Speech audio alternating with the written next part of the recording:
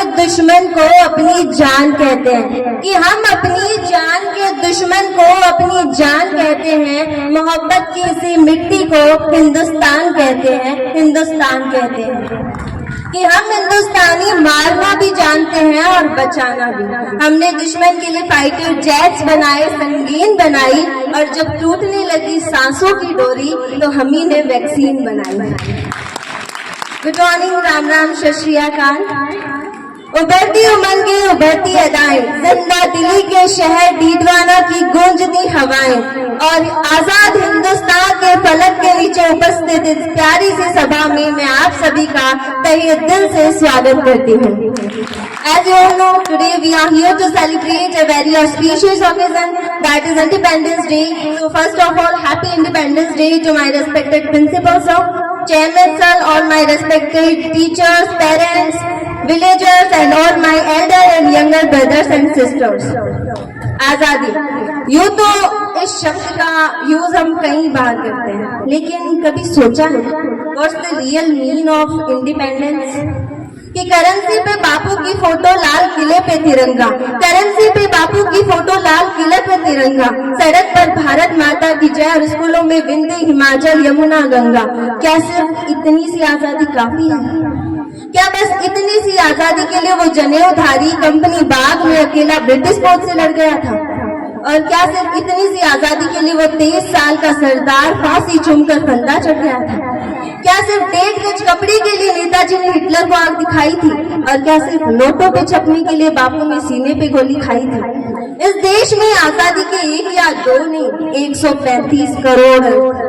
आजादी वो है जब ना सपनों के दरख्त फलने से डरे और ना टूटी हुई चप्पलें डिजाइनर जूतों के साथ चलने से। आजादी वो है जब झुके हुए सरों का मुकद्दर बदल जाए और खोलियों के दिलों से हवेलियों का डर निकल जाए। आजादी वो है जब अमन के गीत गाते हुए गले से लहू ना आए और अमरूदों के मौसम में बारूदों की बू ना आए। बेखौफ जीना हमारा हक है और ये हक बुनियादी है। घबराओ मत, बढ़ते रहो, बस अगले मोड़ पर थोड़ा सा आगे आजादी है। कहते हैं कि आजादी का असली मतलब सिर्फ वही समझ सकता है जिसने कभी गुलामी की हो, और हम बहुत खुशनसीब हैं कि हमने स्वतंत्र हिंदुस्तान की खुली हवाओं में जन्म लिया। लेकिन ये आजादी इतनी सस्ती नहीं थी। इस आजादी को पाने के लिए न जाने कितने माताओं के सूरज डूब गए। भगत सिंह, सुखदेव, महात्मा गांधी। हाँ, मैं मानती हूँ कि महात्मा गांधी के चरखे से आजादी नहीं आई, लेकिन अगर चरखा नहीं होता तो भी शायद नहीं आती। भगत सिंह वो 23 साल का सरदार, जब वो 12 साल के थे तो जलियांवाला बाग हत्याकांड हुआ और वहाँ खून से सनी हुई उस मिट्टी कि इन अंग्रेजों को अपने देश से भगा कर रहूंगा। उस समय उस छोटी सी उम्र में जब उनके साथ वाले शायद गुड्डे गुड़ियों से खेल रहे थे तो उनके खून में एक अलग ही उबाल था। एक बार की बात है, नन्हा भगत मिट्टी में कुछ दबा रहा था। बापू ने पूछा तो भगत ने कहा कि बापू, इनकलाबी हो रहा हूँ, मिट्टी में पिस्तौल बो रहा हूँ। एक तीर से हजारों बंदूकें जन्म लेंगी, इतनी गोलियां चलेंगी कि अंग्रेज गिन नहीं पाएंगे। और सच में उनकी दागी हुई गोलियां गिनने में अंग्रेजों का नंबर सिस्टम भी फेल हो गया। Mahatma Gandhi, father of the nation, हम उनके बारे में बहुत कुछ बुरा कहते हैं, मैं ही नहीं आप सब भी कहते हैं।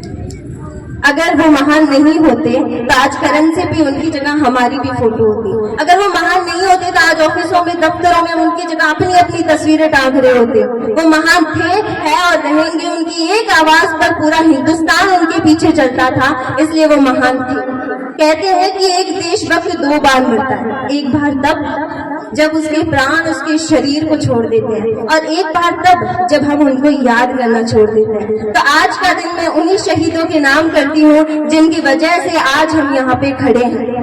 और वो जवान, वो फौजी भाई जो आज भी सरहद पर हमारी रक्षा कर रहे हैं, उन्हीं के लिए कुछ लाइन कहना चाहूंगी कि हम हिंदुस्तानी, मोहब्बत, अमन और सुलह के हमराज हम ही है। विश्व शांति के लिए उठने वाली सबसे बुलंद आवाज हम ही है। दिखा लो, देख लो हमारी हिस्ट्री उठाकर, पिछले 5000 सालों में हमने किसी पर अटैक नहीं किया, कहीं जंग का कहर तोड़ा नहीं, लेकिन किसी ने हमारी तरफ आंख उठाकर देख लिया तो हमने उसे देखने लायक छोड़ा भी नहीं। कहते हैं कि साइंस कहता है कि कोई भी इंसान नहीं सह सकता 0 से नीचे और 50 से ऊपर का तापमान। 0 से नीचे चटक जाती है हड्डियां और 50 से ऊपर पिघल जाती है मांसपेशियां। तो वो कौन है जो सियाचिन के ग्लेशियर में -30 डिग्री पर भी तिरंगे के तार कस रहे हैं? तो वो कौन है जो कि बादल की चिलमिलाती धूप में भी ठाके लगाकर हंस रहे हैं? ऐसी जाबाजियां हान मास के पुतलों में कहां? इसके लिए तो कोई यक्ष या देवदूत चाहिए, फौजी खुदा के भेजे हुए फरिश्ते हैं, कोई और सबूत चाहिए? तो आज का दिन मैं उन्हीं के नाम करना चाहती हूँ। अब बात करते हैं हम रियलिटी की, जो आज हो रहा। उस टाइम देश मर जाने को, मिट जाने को, कट जाने को कहता था। वो देशभक्ति थी, वो उस दौर की कसौटी थी, क्योंकि उस टाइम देश बलिदान मांगता था। लेकिन आज देश बलिदान नहीं मांगता। आज अगर आप सच्चे मन से अपनी पूरी लगन से अपना काम करते हो तो वही सच्ची देशभक्ति है। और आज हमारे लिए देशभक्ति क्या है हम सबको पता है। सुबह सुबह उठ के हम सब ने अपनी व्हाट्सएप, इंस्टा, फेसबुक की आईडी बदल दी, 3 रंग से रंग दिया। कल वो वापस चेंज हो जाएगी। साल में 2 बार तिरंगा लेकर भारत माता की जय कह देते हैं। यही देशभक्ति बाकी रह गई है। शायद मेरे हिसाब से तो हम ही है जो अपने देश को अंदर से खोखला कर रहे हैं। कहने को तो हम सबसे बड़ी लोकतंत्र है, जहाँ हिंदू पैदा होते हैं, मुसलमान पैदा होते हैं, सिख और ईसाई भी पैदा होते हैं। लेकिन बदकिस्मती है कि अब इंसान पैदा नहीं होते। और एक राष्ट्र निर्माण के लिए न हिंदू चाहिए न मुसलमान चाहिए, बस एक सच्चा इंसान चाहिए। जरा सोचो, ये पेड़ पौधे और शाखाएं भी परेशान हो जाए अगर परिंदे भी हिंदू और मुसलमान हो जाए।